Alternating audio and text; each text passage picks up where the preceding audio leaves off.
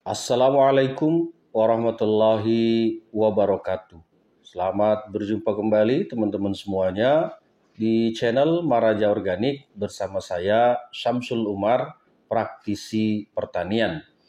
Teman-teman, dalam kiriman gambar dari teman-teman petani di WA itu menanyakan tentang bagaimana kondisi duriannya yang sudah usia sekitar 5 tahun tapi belum berbuah. Nah, teman-teman perlu diperhatikan bahwa di dalam berbudidaya durian ini yang harus kita perhatikan selain dari pupuknya, itu juga diperhatikan pH tanahnya dan pruningnya. Jadi pH tanah ini penting karena biasanya kalau durian kita berbuah itu rontok bunganya gara-gara pH tanah. Jadi penting untuk harus diperhatikan pH tanah. Itu kalau anjurannya kami dengan SOP yang kami sering berikan itu ditaburi garam krosok. Jadi ditaburi garam krosok. Misalnya usianya 5 tahun. Itu per 2 bulan itu ditaburi sekitar 300 gram. Jadi jarak penaburannya ini itu 1 meter dari batang. Itu ditaburi secara acak di sekitar areal batangnya berputar. Gitu. Nah, itu teman-teman, jadi harus selalu kita perhatikan pH tanahnya dengan pemberian garam krosok. Bagaimana kalau pemberiannya dengan kapur dolomit? Ya bisa juga. Tapi itu tadi, pemberian kapur dolomit ini efeknya nanti kalau terlalu banyak itu bisa menyebabkan tanah kita keras. Jadi kalaupun mau menggunakan dolomit atau kaptan, sebaiknya dosisnya diperhatikan seperti itu. Nah, yang kedua, pruning. Nutrisi yang dimiliki oleh tanaman ini itu juga nanti yang ke daun atau ke pucuk itu juga yang menjadi buah. Jadi sama nutrisinya. Nitrogen ada di situ, kalium ada di situ, fosfornya ada di situ, semuanya ada. Nah, jadi kalau misalnya tanaman kita ini kecenderungannya vegetatif, maksudnya selalu berpucuk, berpucuk baru, pucuk baru. Nah, itu penting untuk dilakukan pruning, dipotong bagian-bagian yang terlalu tebal. Nah, biasanya kalau metodenya kami itu, jadi misalnya ini dahannya 1, 2, 3, 4 potong di atasnya.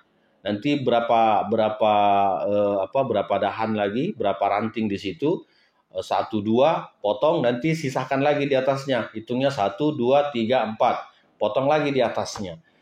Itu teman-teman. Jadi khusus untuk dahan yang membuat ini menjadi tidak terkena cahaya yang bagian dalamnya itu dibuang saja, di pruning saja. Karena apa?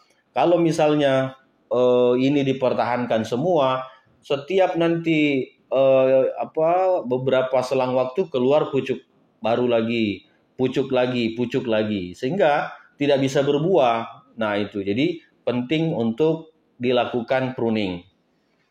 Nah, terus yang seterusnya, kalau misalnya sudah diperbaiki pH tanahnya, sudah dilakukan pruning. Nah, yang ketiganya, jangan lupa diberikan penangkal yang selalu merusak di ranting ataupun bagian dahannya. Jadi teman-teman, penyakit dari durian itu salah satunya patah ranting dan yang kedua busuk di batang, areal batang nih, areal batang ke atas itu disebabkan dari jamur dan hama. Jadi ulat gerayak itu biasanya menyerang di sini. Nah, kalau di pengalaman kami, kalau misalnya teman-teman tidak punya pestisida atau insektisida, itu bisa menggunakan air belerang, jadi tepung belerang ditambah dengan kapur dolomit atau kaptan itu dimasak dulu sampai mendidih, diaduk selama beberapa menit sampai warna airnya merah. Nah, nanti itu yang disemprotkan di bagian batangnya, bagian batang, daun, dan ranting-rantingnya. Itu untuk mencegah. Nah, teman-teman, eh, durian itu idealnya dari mulai 4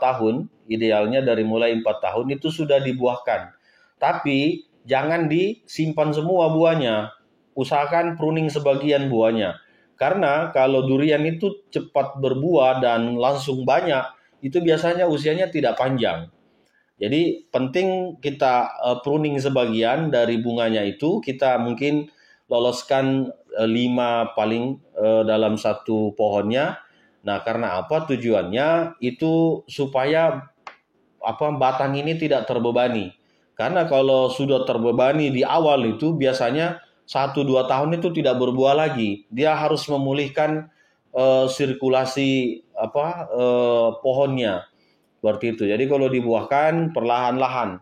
Jadi mungkin tahun keempat itu cuma berapa buah, terus tahun kelima berapa, ditambah kenaikannya, nanti tahun keenam beda lagi, seperti itu. Itu teman-teman. Jadi untuk tanaman bukan saja durian, alpukat juga begitu. Perhatikan pH tanahnya, perhatikan pruning bagian dahan-dahan yang tidak berguna atau yang menyebabkan nanti masa vegetatif itu berlanjut. Terus yang ketiga, antisipasi di hama dan penyakitnya. Sering-sering kita menyemprotkan insektisida ataupun fungisida supaya proses fotosintesis di daun ini tuh berjalan dengan baik. Nah itu teman-teman. Jadi ada juga yang bertanya tentang jeruk. Jeruk selalu rontok. Pertanyaannya kenapa dia rontok? Itu karena nutrisinya tidak cukup. Nah, itu jadi terlalu banyak buahnya, nutrisi dari bawah ini tidak cukup untuk menyeimbangkan nutrisi yang ke buah ini. Jadi sebaiknya kalau misalnya masa pembungaan itu dipruning sebagian, jangan dibiarkan semuanya jadi gitu kan, karena mesti akan rontok juga kalau nutrisi dari akar ini tidak cukup itu.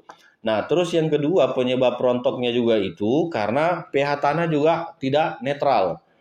Hampir 99% tanaman buah yang memiliki buah itu menyukai pH dari 6-7.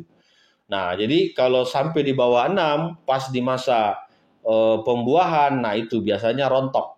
Nah, itu teman-teman. Jadi penting kita harus kasih garam krosok. Nah, saya selalu menyarankan untuk ditaburi garam krosok secukupnya. Garam krosok ini kalau terlalu banyak bisa jadi racun, bisa jadi herbisida, racun rumput, bisa membunuh tanaman kita. Tapi sebatas kita memberikan pada dosis yang kami sarankan, itu dia bisa jadi penetral pH, penambah mineral.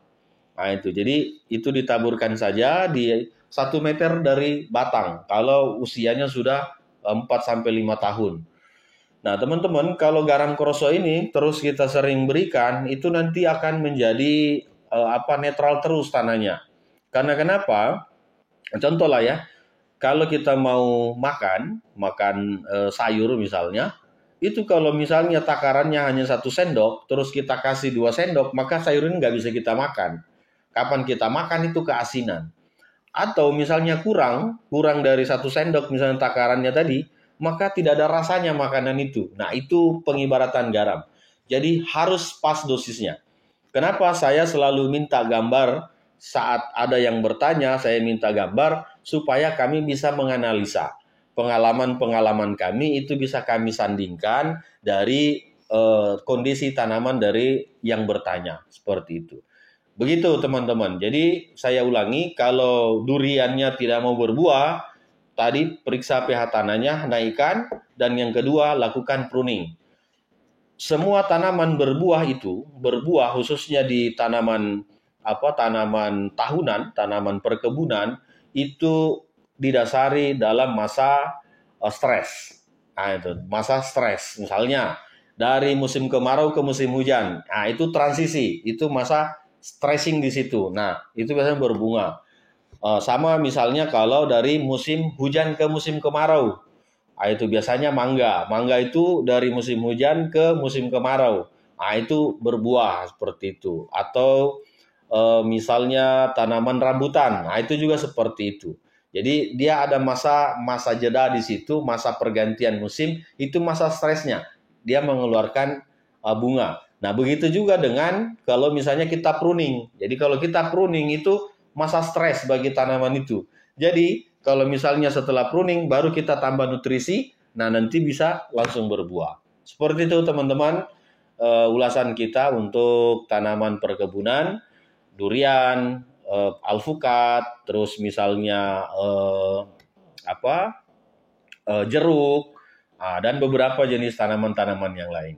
Terima kasih masih terus mau nonton video-video yang kami berikan. Mudah-mudahan ini bermanfaat untuk teman-teman semua. Ilmu ini gratis sifatnya. Jadi silahkan saja bertanya. Selama kami mampu, insya Allah pasti kami jawab. Terima kasih. Assalamualaikum warahmatullahi wabarakatuh.